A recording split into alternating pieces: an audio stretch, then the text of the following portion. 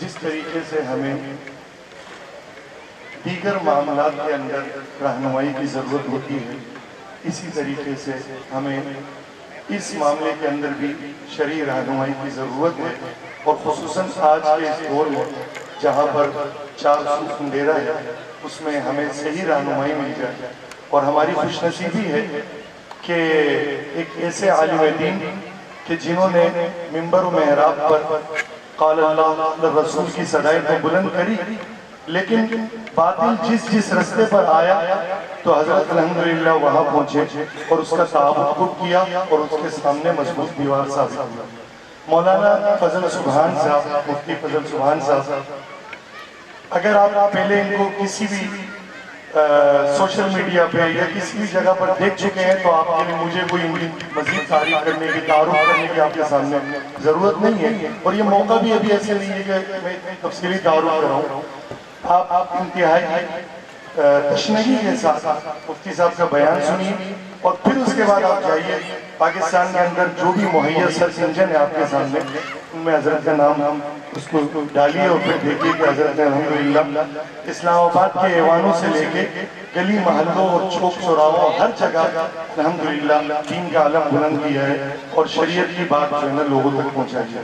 تو میں اب بغیر کسی تاخیر کے حضرت کی دعوت دیتا ہوں، حضرت آپ کے سامنے انشاءاللہ تعالیٰ بیان کریں۔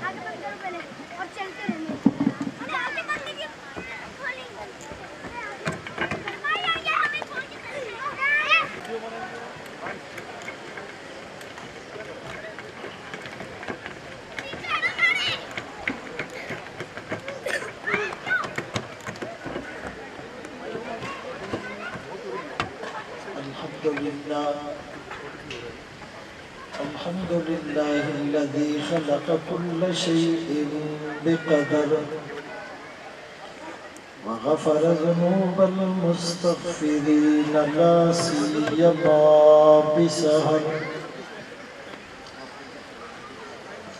أما بعد فأعوذ بالله من الشيطان الرجيم. بسم الله الرحمن الرحيم.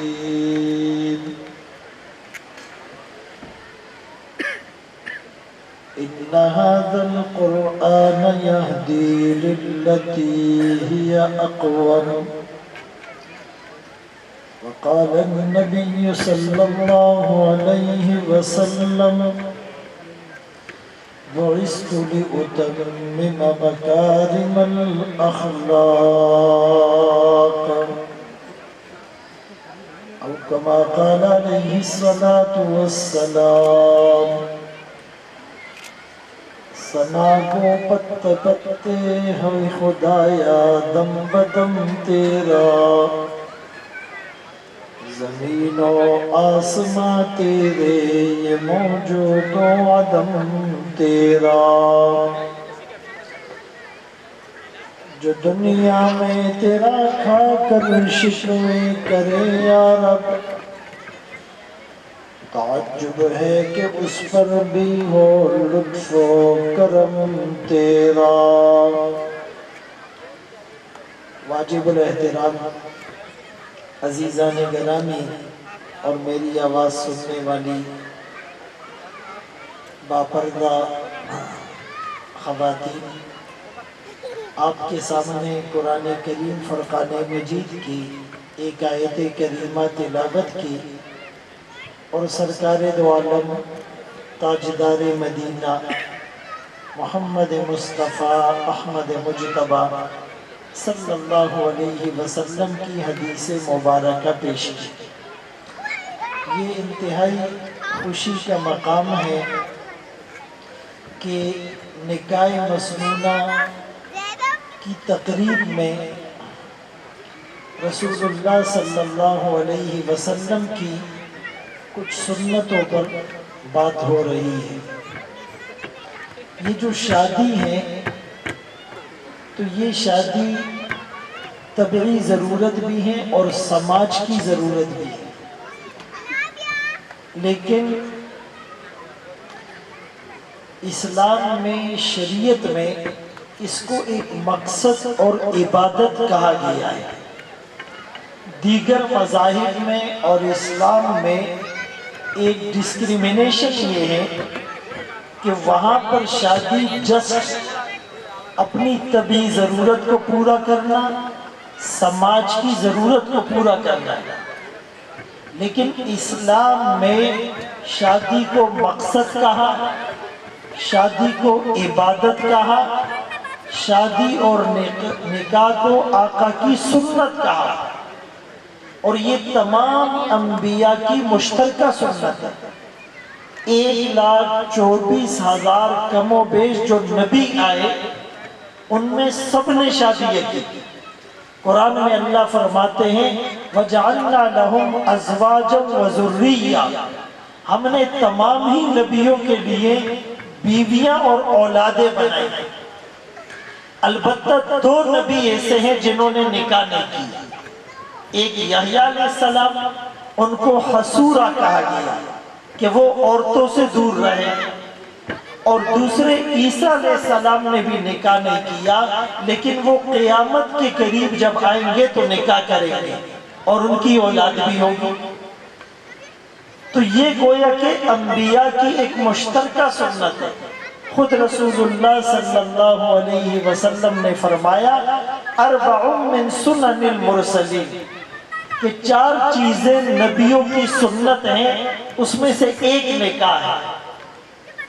تو اسلام کا یہ گویا کہ ایک وتیرہ تھا، اور اس نکاح کے بارے میں قرآن کریم میں سورہ نساء میں اللہ فرماتے ہیں فَانْكِحُوا مَا طَابَ لَكُمْ مِنَ النِّسَاءِ مَثْنَىٰ وَثُلَاثَ وَرُبَاعَ، کہ تم نکاح کرو جو عورتیں تمہیں بھلی لگے، اچھی لگے، ایک کے علاوہ 2، 3 اور 4 تک اجازت دی گئی، لیکن اگر کوئی ان میں برابری اور عدل نہیں کر سکتا فواحدتاً، تو پھر ایک ہی نکاح اور ایک ہی شادی کرے۔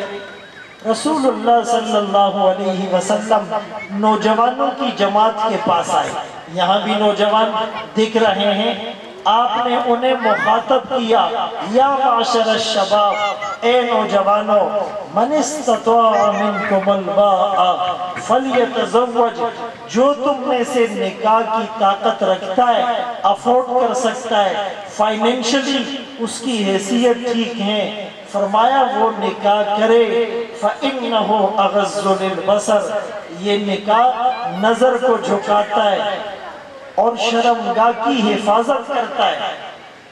صرف اپنی خواہش پوری کرنا مقصود نہ ہو، بلکہ آپ کا مقصد کہ میری نظریں نیچی ہو جائے اور میری شرمگاہ محفوظ ہو جائے۔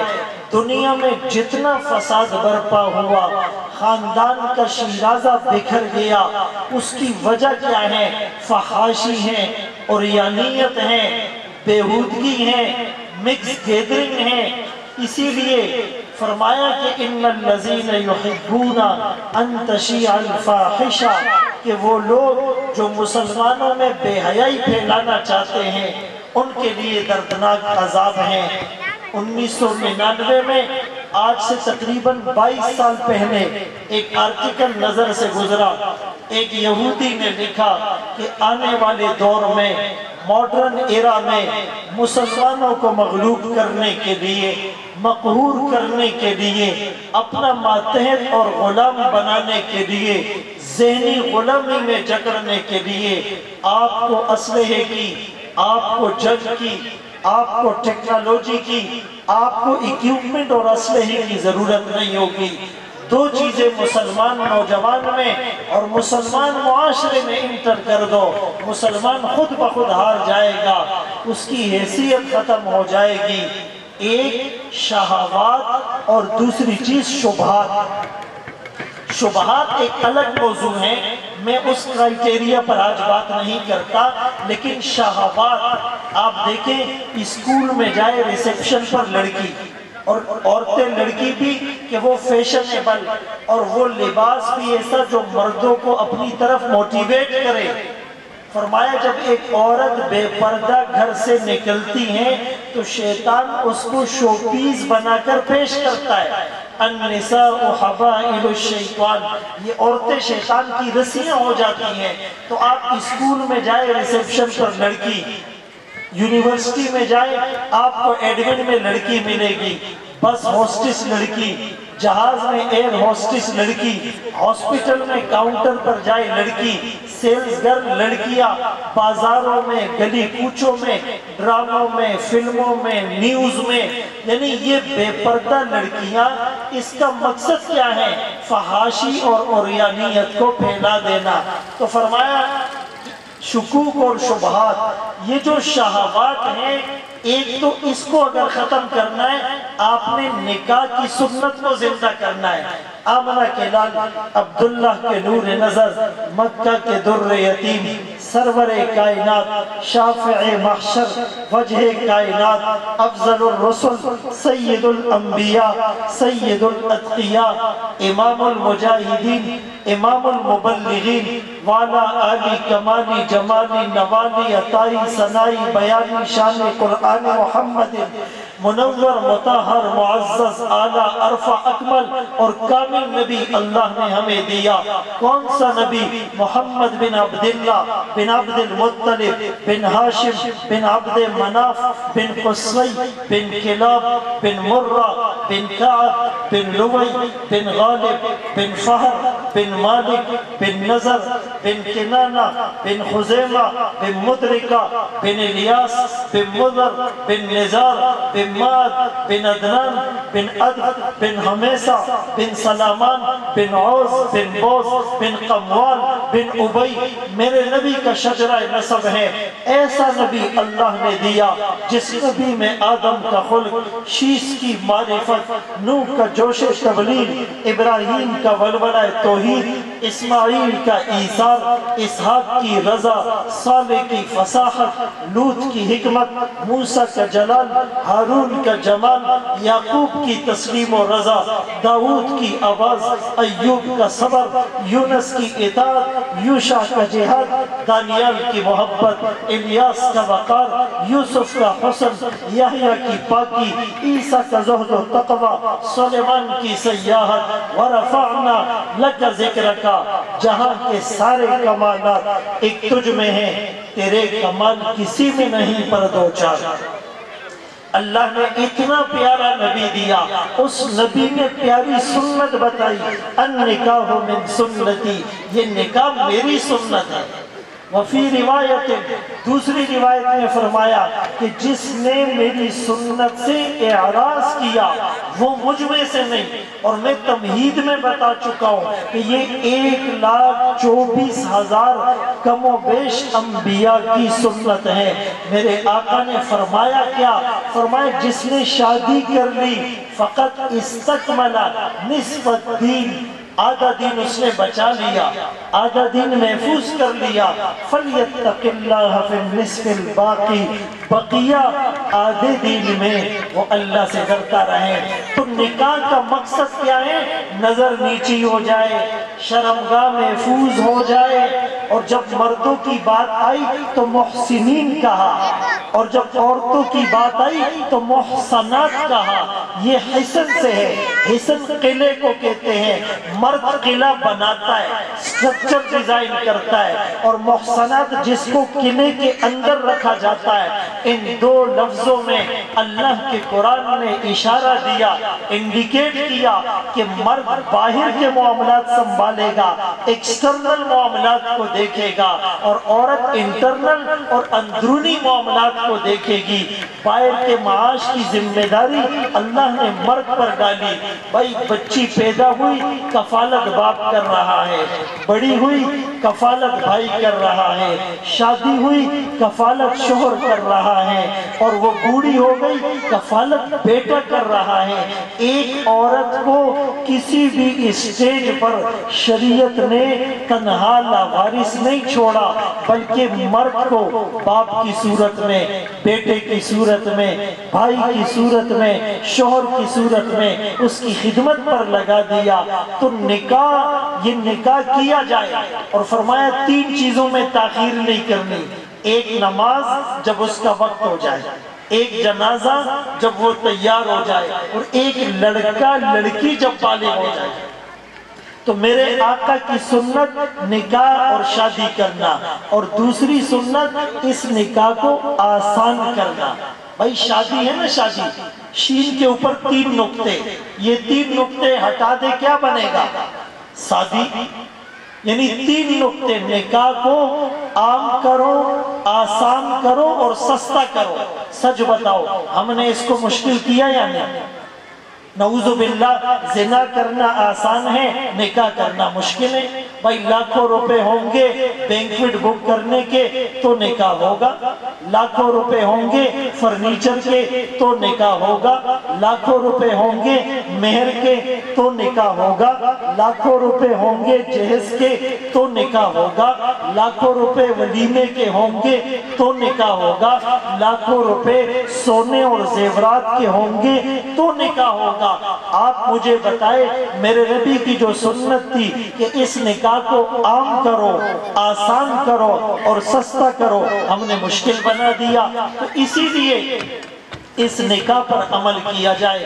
بلکہ عبداللہ ابن عباس رضی اللہ عنہما تو فرماتے ہیں کہ کسی عبادت کرنے والے کی عبادت میں کمال نہیں آتا، اتمام نہیں آتا جب تک وہ نکاح نہ کر لے۔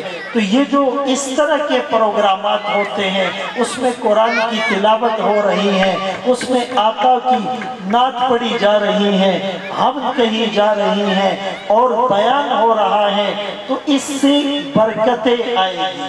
اکثر ایسا ہوتا ہے نا کہ جب کوئی بہت بڑی شادی ہوتی ہے، کروڑوں روپے لگائے جاتے ہیں، کچھ عرصے کے بعد جھگڑا شروع ہو جاتا ہے، میاں بیوی میں، ساس اور بہو میں، ہوتا ہے یا نہیں؟ لوگ کہتے جی کسی نے کچھ کر دیا، کالا جادو کر دیا۔ میں ایک بات کہتا ہوں بڑے مزے کی کہ جادو حق ہے۔ میرے آقا پر بھی لبید ابن عاصم یہودی کی بیٹیوں نے جادو کیا، اس کے توڑ کے لیے معوذتین آخری 2 سورتیں نازل ہوئی۔ نظر بد بھی لگتی ہے، والعین حق، حدیث میں آیا کہ اگر موت کا وقت مقرر نہ ہوتا تو نظر موت سے آگے بڑھ جاتی۔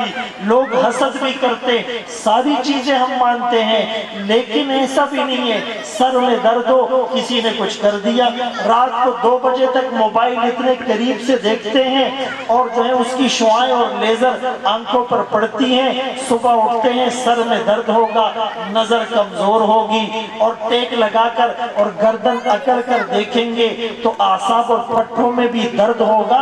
تو اس کا یہ مطلب نہیں کہ ہر وقت کسی نے کچھ کر دیا۔ رشوت لوگے، سود کا لین دین کرو گے، جھوٹ بولو گے، جھوٹی قسمیں کھا کر مال بیچو گے، عیب چھپا کر مال بیچو گے، ملاوٹ کرو گے، دوسرے سے مال چوری کرو گے، دوسرے کے مال پر غصب کرو گے، کرپشن کرو گے، بدعنوانی کرو گے، لوٹ مار کرو گے، اس کے اثرات زندگی پر مرتب ہوں گے۔ ہم جو بھی مسئلہ ہوتا ہے، گاڑی لگ گئی اپنی غلطی سے، کسی نے کچھ کر دیا، فریج خراب ہو گیا کسی نے کچھ کر دیا، بجلی کا بل زیادہ آیا کسی نے کچھ کر دیا، جھگڑے ہوئے میاں بیوی میں کسی نے کچھ کر دیا۔ ارے شادیوں میں ہم اللہ کو کتنا ناراض کرتے ہیں، نبی کی کتنی سنتوں کو چھوڑتے ہیں، اس کی نحوست پڑتی ہے۔ تو جنات ہیں لیکن ایسا بھی نہیں ہے جیسے ہم نے بنا لیا، ان کے پاس اتنا ٹائم بھی نہیں ہے، وہ اتنے جاب لیس اور فری بھی نہیں ہے، ان کے اور بھی بہت سارے کام ہوتے ہیں۔ ہم سنت پہ چلے، اللہ کے حکموں پر عمل کریں، آپ دیکھیں آپ کا گھر جنت کا نمونہ بنے گا، آپ کے گھر میں برکت ہوگی، سکون ہوگا، اطمینان ہوگا، اولاد فرما بردار ہوگی، بیوی بھی دین پر چلنے والی ہوگی۔ ہم خود چاہتے ہیں ہم گناہ کرتے رہیں، بیوی رابعہ بصریہ کی طرح نیک ہو، تو ایسا نہیں ہو سکتا۔ حضرت مولانا اشرف علی تھانوی رحمت اللہ علیہ نے لکھا ہے کہ ہر وہ کام جس کی دین میں تاکید ہو یا ترغیب ہو تو وہ دین کا کام ہوتا ہے۔ نکاح کی تو ترغیب بھی ہے، تاکید بھی ہے، اسی لیے اس کو عبادت سمجھ کر کیا جائے۔ اب سچ بتاؤ، عبادت میں خلاف شریعت کام ہونے چاہیے؟ آدمی مسجد جاتا ہے نماز پڑھنے کے لیے عبادت سمجھ کر، مسجد میں جا کر میوزک سنے گا؟ مسجد میں جا کر ڈرامہ دیکھے گا، مسجد میں جا کر فلم دیکھے گا نہیں، کیونکہ وہ عبادت سمجھ کے کر رہا ہے۔ تو نکاح بھی عبادت ہے، شادی بھی عبادت ہے، ولیمہ بھی عبادت ہے۔ اگر عبادت کا پرسپشن ذہن میں ہوگا تو یہاں خلاف شریعت کوئی کام نہیں کریں گے۔ تو آج سے عزم کرے ہم نے اپنی برادری میں، کمیونٹی میں، فیملی سسٹم میں، خاندان میں، دوستوں کی گیدرنگ میں شریعت پر عمل کرنا ہے۔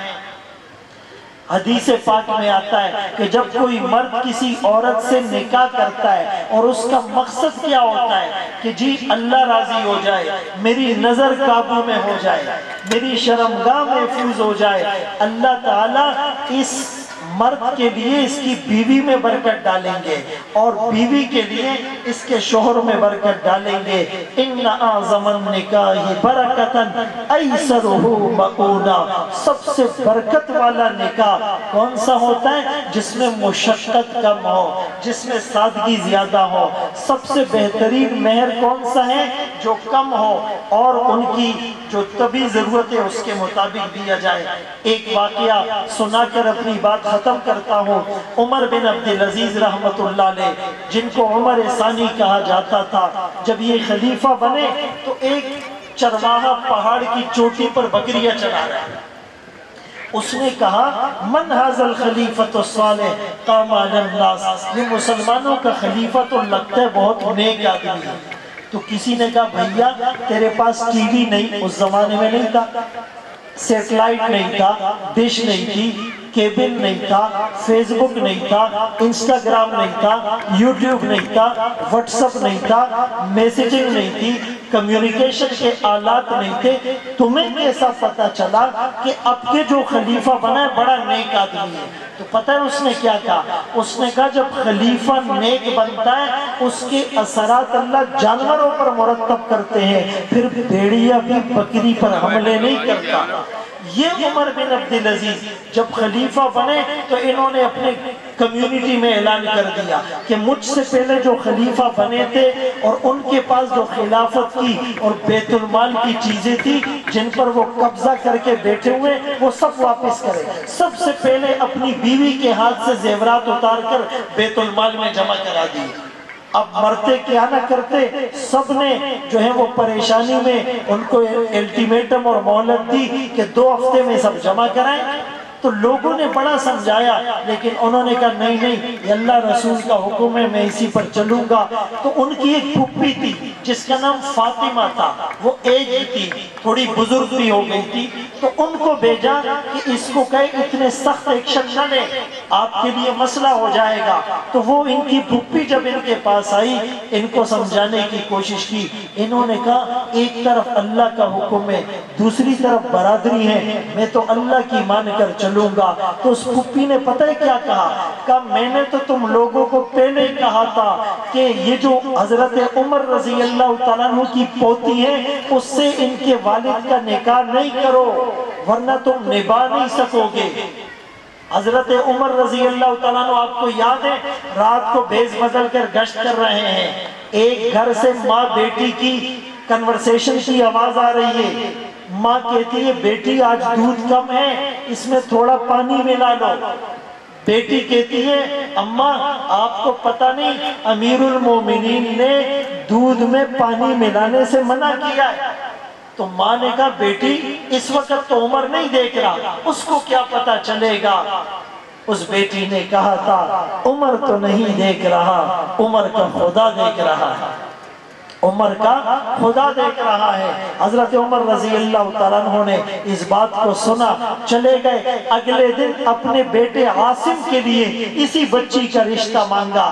اسی بچی سے جو پیدا ہوئے وہ عبدالعزیز تھے، ان کا بیٹا عمر بن عبدالعزیز تھا۔ جب نیک گھرانوں میں نکاح ہوتا ہے، نیک گھرانوں میں شادی ہوتی ہے، اس کے اثرات مرتب ہوتے ہیں۔ اس لیے حدیث میں فرمایا عورت سے شادی کی جاتی ہے یا تو مال دیکھا جاتا ہے یا اس کا خاندان دیکھا جاتا ہے۔ اور یا اس کا جو ہے وہ دینداری کو دیکھا جاتا ہے، خوبصورتی کو دیکھا جاتا ہے۔ فرمایا فَاصْبِرْ بِذَاتِ الدِّینِ، آپ دینداری کو ترجیح دو، کریکٹر کو ترجیح دو، اخلاق کو ترجیح دو۔ میرے نبی نے ساری محنت اخلاق کے اوپر کی، کردار کے اوپر کی۔ میرے آقا خود انصار کے پاس جاتے تھے، کان رسول اللہ صلی اللہ علیہ وسلم یزور الانصار، انصار کی زیارت کرتے، یسلم علی صبیانہم، بچوں کو آپ سلام کیا کرتے تھے، یمسح علی رؤوسہم، ان کے سروں پر ہاتھ تھے۔ فتح مکہ میں 10,000 چمکتی تلواروں کے جرمٹ میں جب آمنہ کا لال جاتا ہے، کالا امامہ سر پر ہے، دشمن وہ سختیاں سے کرنے والے، وہ شاعر ساحر کاہن مجنون کہنے والے، وہ پتھر مارنے والے، وہ پتے چبانے پر مجبور کرنے والے، وہ سجدے کی حالت میں اونٹ کی اذنی ڈالنے والے، سارے لائن بنا کر کھڑے ہیں۔ آقا نے کیا کہا؟ آج میں تم سے بدلہ نہیں لوں گا، آج تو میں وہی جملہ کہوں گا جو میرے بھائی یوسف علیہ السلام نے اپنے ان بھائیوں سے کہا تھا جنہوں نے کنویں میں ڈالا تھا، لا تثریب علیکم اليوم، آج کوئی بدلہ، کوئی انتقام، کوئی خون ریزی، کوئی قتل و غارت گری نہیں ہے۔ جب ایک صحابی نے جوش میں آ کر کہا الیوم یوم الملحمہ، آج تو بدلے کا دن ہے، مزہ آ جائے گا، میرے آقا نے کہا لا بل الیوم یوم المرحمہ، آج تو رحمت کے دریا بہا دینے کا دن ہے۔ اسی لیے تو شاعر نے کہا سلام اس پر جس نے خون کے پیاسوں کو قبائیں دی، سلام اس پر سختیاں سہ کر دعائیں دی، سلام اس پر دشمن کو حیات جامدہ دے دی، سلام اس پر ابو سفیان کو جس نے اما دے دی، سلام اس پر جس نے فضل کے موتی بکھیرے ہیں، سلام اس پر بھروسے جس نے فرمایا یہ میرے ہیں، سلام اس پر فضا جس نے زمانے کی بدل ڈالی، سلام اس پر جس نے کفر کی قوت کو چل ڈالی، سلام آمنہ کے لال اے محبوب سبحانی، سلام فخر موجودات، فخر نوع انسانی۔ تو ہم بہت زیادہ مبارکباد دیتے ہیں اپنے بھائی کو کہ انہوں نے اس نکاح کے موقع پر ایک دینی محفل سجائی، اپنے لیے، آپ کے لیے، ہمارے لیے باعث نجات ایک سبب بنا، اور انشاءاللہ العزیز یہ ایک صدقہ جاریہ ہوگا۔ جتنے بھی لوگ اس طریقے پر اپنے ایونٹ کریں گے تو ان سب کا ثواب اس کو ملے گا جس نے بنیاد رکھی ہے۔ میرے دوستو بہت مختصر وقت ہے، اور خوشی میں بھی ہم نے لمٹ سے باہر نہیں جانا، باؤنڈری کو کراس نہیں کرنا۔ لوگ کہتے ہیں جی خوشی کا موقع ہے کچھ بھی کر لو، نہیں، ظفر آدمی اسے نہ جانیے گا خواہو کتنا ہی صاحب فہم و ذکا، ظفر آدمی اسے نہ جانیے گا خواہو کتنا ہی صاحب فہم و ذکا، جسے عیش میں یاد خدا نہ رہی، جسے تیش میں خوف خدا نہ رہا۔ اللہ ہم سب کو ان باتوں پر عمل کی توفیق نصیب فرمائے، اس نکاح کو، اس شادی کو اللہ برکت کا باعث بنائے۔ وآخر دعوانا الحمدللہ رب العالمین۔